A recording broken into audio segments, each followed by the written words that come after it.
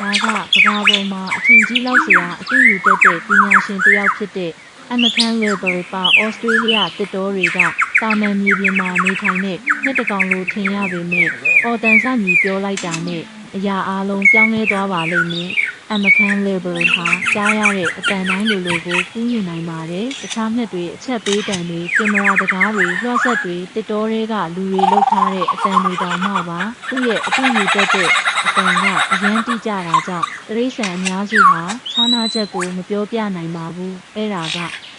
အဓိကအချက်ပါပဲတဘာဝမှာအချီးတွေဟာသူတို့ရဲ့ချိကမှုပြသမှုတွေမှာသူတို့ရဲ့အတန်တွေကိုအသုံးပြုကြပါတယ်